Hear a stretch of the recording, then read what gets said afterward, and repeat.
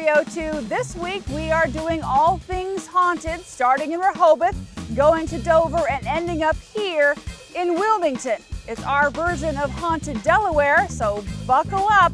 It's going to be an eerie one.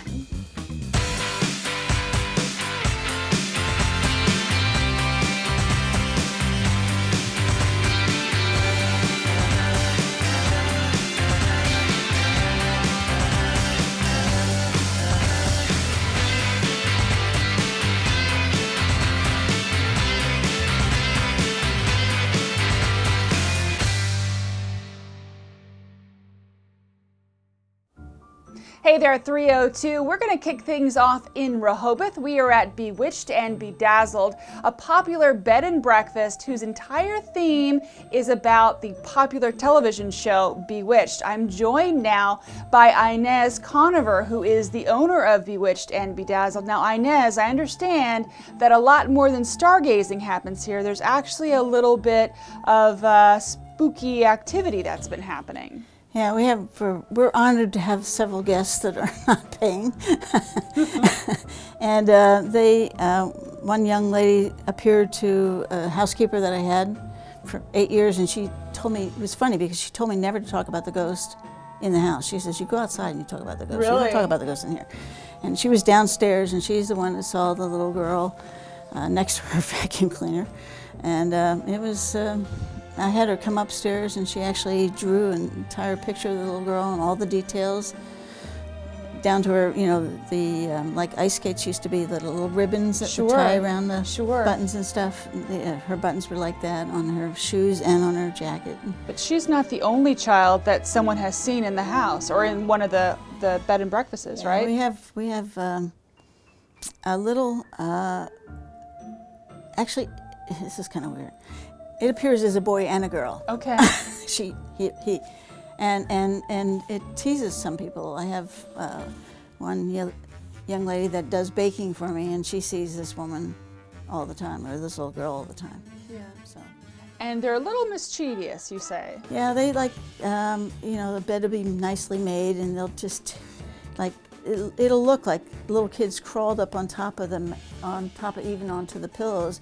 But if there's shams on them, then they kind of push the shams to the side, or maybe even off the bed.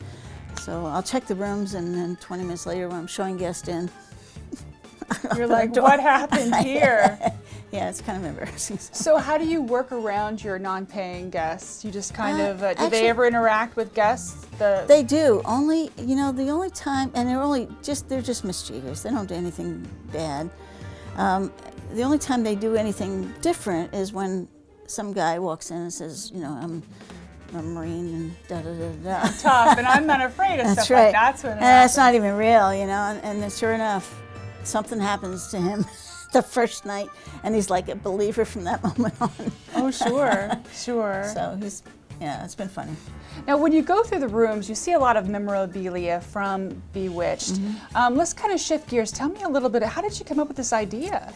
Well, I owned the Swedes Manor Inn in Spa for several years, and then I opened these two, and then I decided to let that one go and keep these two. So it was like Swedes, Bewitched, and Bedazzled. Bedazzled, so it's like play on the bed. But I thought Bewitched was a great, because I grew up with them. I knew that it was a very political show. It was like so funny. It's like I don't know why I was in politics. Yeah, so a lot of people don't know that. Explain that a little bit more. Well, when Paul Revere showed up, when Benjamin Franklin showed up, it was always, there was something going on either in the Supreme Court or someplace that was making an impact, and they just wanted to point out how silly it was. That's how they approached the serious issues in what was going on at that time frame with comedy. So, and not only that, but they were a family. They shared everything. They wore their own clothing. They didn't have wardrobe and so forth. They filmed from every day from 8:30 to 5. And then they had picnics together and barbecues and cocktails and that kind of stuff. So it was kind of fun. And each room has a theme and a name, right? Yeah, based on one of the characters. Yeah. Now we are in Darren and Samantha. That's right. Because we have Darren too. He was gay, so he had to have a separate room. Oh, there you go. Now, I know you were saying that there is video on your website of something happening in the doorway here. Absolutely. They were filming from out in the hallway there, down, and they were just setting up cameras and stuff. They really didn't even realize what they were filming till later on. And when they reviewed the tapes, they saw this little person like run from this corner over there and then back up and scoot aside, and there was nobody in the room. What did you think when you saw that? I knew it was one of the kids. I've seen enough stuff for them over the years. So there's probably a lot of people that hear about, you know, not just the theme and how interesting and awesome it is, but about the paranormal activity. Do they come just for that reason sometimes? Sometimes people do. And they bring all their equipment, which is fascinating to me. They have all this stuff. And I've had people write up like books on, pages and pages and pages and pages of stuff they experienced while they were here. Yeah. So if somebody wants to know more about the bed and breakfast or about the spooky things that happen here, where do they go? My website is www.rehobothbandb.com. Excellent. And they can come, they can check out the theme and stay a couple of nights and maybe have their own encounter. Right. And the second bed and breakfast is Bedazzled. It's done from the golden age of Hollywood. So I have Humphrey Bogart, Betty Davis, Judy Garland, Clark Gable.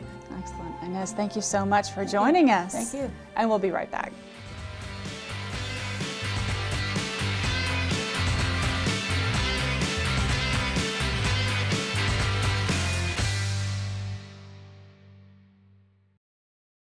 Hi, I'm Bill Wright from Action Escape Rooms, and we love the 302. Let me out!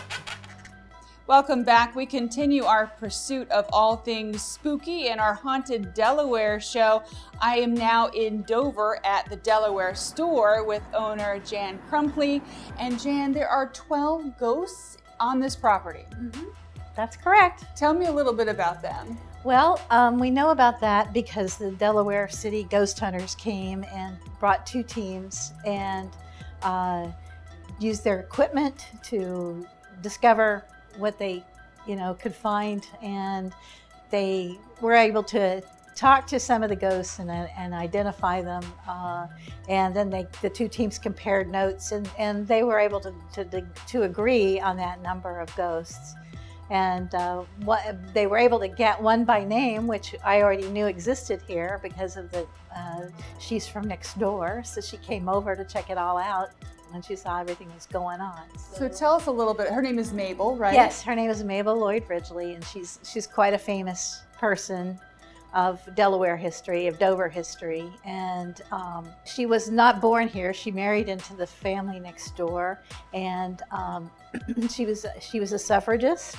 And she single-handedly started the state archive, saved the old state house, and she was also an artist. And so she was a formidable figure in Dover's early history. She started the she was on the first board of the Friends of Old Dover, which began the Old Dover Days tradition 86 years ago. So. Hopefully your viewers know about Old Dover Days. So. Hopefully so, and if not, they'll look it up on Google and come check it out. It's the first Saturday of May every year. So, excellent. Yep. So let's talk about the other 11. You don't know who they are, but some of them are a little mischievous. Yes, they are. There was a maid, and there was at least 1 or 2 soldiers. And just different types of people from different types, because this was an inn where people would work and stay if they'd stayed here and they died unexpectedly, whatever the circumstance was. Sometimes their spirit lingers, and so they are still around. I had a couple experiences here with it over the years. Mm-hmm. I knew they existed. Because I have a theory that places that were inns would tend to be haunted. So one day I was in here putting something on the wall with the sticky putty, and it should have stuck like crazy. All these in our gallery, all these bits of paper next to next to the pictures are stuck with that putty. And so we know how sticky it is, right? So I stuck it up there, and then it came away from the wall and fell straight down, and I went, So it just kind of popped out and down. yeah, and it was like, that can't be, that's not right. So I picked it up and I tried it again, and this time it just slid straight down. So I said, well, we're just not going to hang that there then. So I put a bookshelf there instead. Sure. So, and then one other day, we had we have a wind chime in here on a door for when it opens, you can hear the door move. And I had that door locked because it was a winter day. And so in the middle of the day when it had been very quiet, because in February, people, it's kind of quiet in here. Yeah. And it went off like somebody was playing with it, not like it was wind. And I said, oh, that's the ghost. Well, okay, hello, ghost.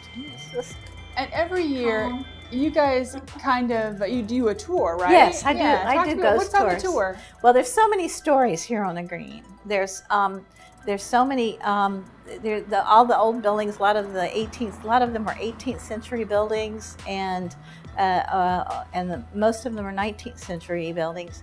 And so they've been all sorts of things over the years, because the green was laid out by William Penn in 1717, and it's been our town square. This is the center of Dover, and it was most of Dover until after the Civil War, till Dover started spreading out a little bit more. For instance, the most haunted building, I think, on the square is Dr. Sykes' house, which is right across this half of the green, because the green is divided into two halves, and it was his. He would have taken care of patients then, so it was sort of like a miniature hospital in a way, and so that one has been known to have like a headless woman coming down the steps, and I don't know why that would happen, but that's the lore.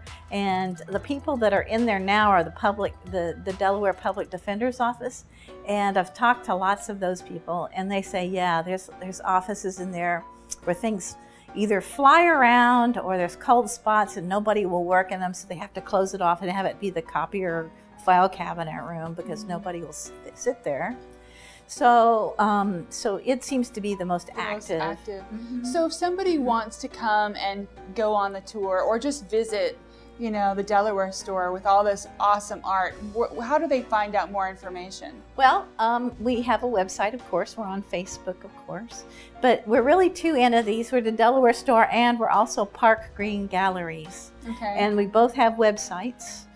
So parkgreengalleries.com or Delaware-store.com. That's our websites. And the Delaware store is where you check out the ghost tours. Yes, I'm the one who features those. Yeah, and we'll be doing those the latter half of October, or in October. Just check the Facebook page. We haven't scheduled it yet. All right, Jan, thank you very much for joining us, and we'll be right back.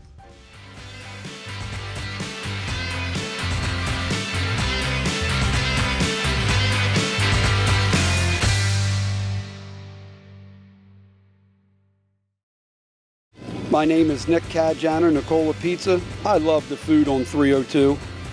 Welcome back. We are now in Wilmington at the old Swedes Church. We're actually in the burial grounds to talk about a ghost tour of a different kind. I'm joined by Old Swedes President of the Board, Tony Spilly. Now, Tony, tell me, how is this ghost tour different? This ghost tour is not the normal scary ghost jump out and frighten you and you run through, through a field. This is more of an historical and educational tour. We have reenactors who come out and talk to the guest about their lives and what their lives were like here from anywhere from the 1600s all the way up to the 1800s here in Delaware. Some of the probably most prominent people who've helped create Delaware and found Wilmington are buried here. So it's more interesting as far as the people, the ghosts that are the reenactors that are here are able to tell a story and to give everybody a little bit of insight on what this life was like when Wilmington first got started. So it's really a fun historical tour. Yes. There's nobody that's going to jump out. If you want to bring the kids. No. Yeah, excellent. So talk to me a little bit about where do I get information on getting a ticket to take the tour? Sure. You can call Old Swedes Historic Site at area code 302-652-5629 or visit our website, which is oldswedes.org. Excellent. Now, is there someone in particular that we should talk to? I think one of the best person to talk to is probably Florence Byard Hillis tonight.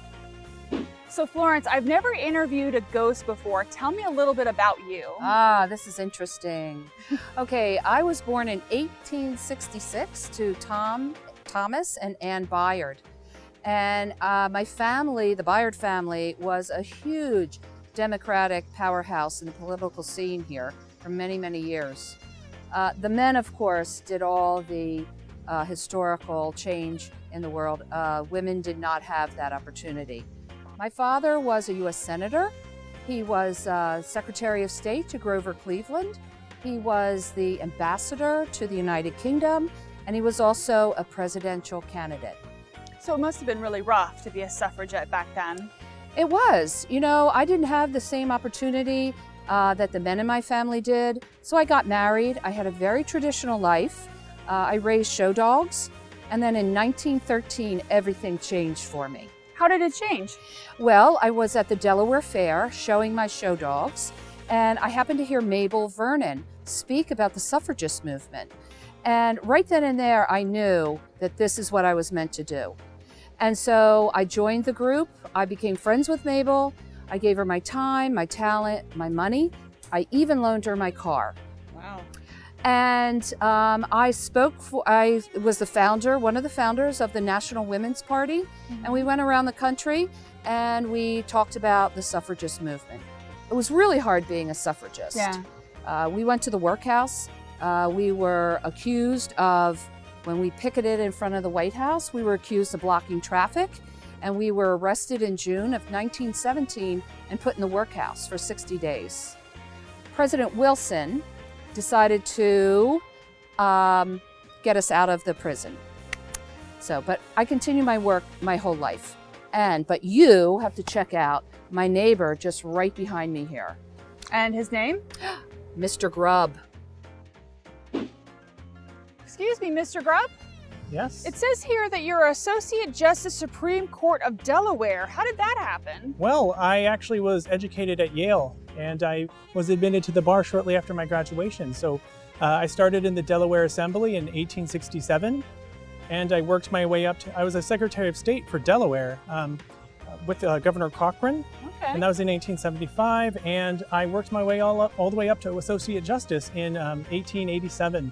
And I was a justice at large until my retirement in 1901. That's impressive. Did you grow up in Wilmington? I did. Well, I was born at a place called Grubb's Landing. That was my family's land. And well, today it's known as Claymont. A lot of people know it as Claymont. And well, I was orphaned at age 11. And my sister and I came to Wilmington to live with a lawyer. And I ended up becoming a lawyer myself. But times were hard, and I managed to get through it and become a great lawyer myself. You also managed to do a lot of really cool things in your life, besides being a justice. I did. Well, I remained a bachelor for life, and I spent my life traveling the world. So I went to Hawaii when, Congress was considering annexing it. I was actually coming back from Japan, stopped at Hawaii, why not? And well, I also, in my 70s, during World War I served on a gun team on a British merchant ship. Wow. I also, submarines were the new thing when I was getting older, and I was on an early submarine in the early 1900s called the Holland, and I rode into Wilmington on a seaplane. So everyone kind of assumed that it would be these adventures that would end up killing me, and well, it was actually preparing for another adventure. I died in a mysterious accident at home, and I am here today. Well, it certainly was nice talking to you, Your Honor. Thank you very much. Yeah, it was nice you could stop by. And thank you. We'll be right back.